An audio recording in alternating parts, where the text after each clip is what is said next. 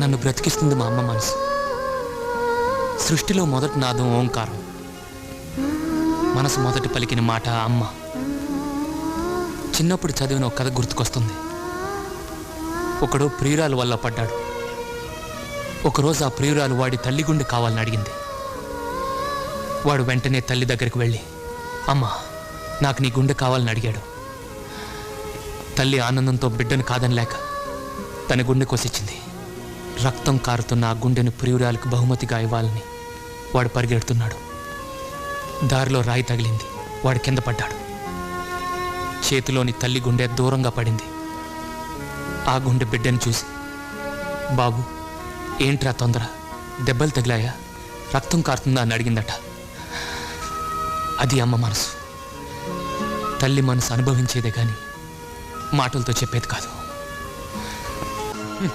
జానుడు తాడుకు విలువిచ్చావు, అందుకే రాత్రి ఇంటికి రాలేదు.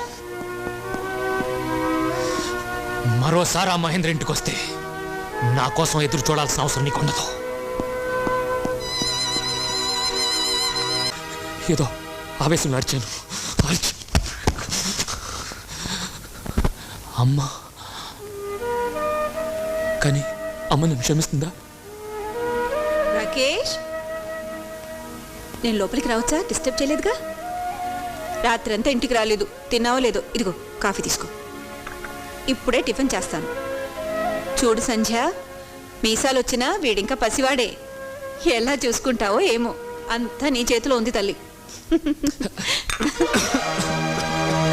రాకేష్, రాకేష్ ఏం బాబు, ఏమైంది? వేడివేడి కాఫీ ఇచ్చానా? పాపిష్టిదాని, మంచి నీళ్ళు చేస్తానుండు. నన్ను క్షమిస్తావమ్మా? హే రాకేష్, చూడు ఇప్పుడు ఏం జరిగిందని. ఇలా కన్నీళ్లు పెట్టుకుంటే కాబోయే పెళ్ళ ఎగతాళి చేస్తుంది. ఇది నవ్వు, నవ్వరా.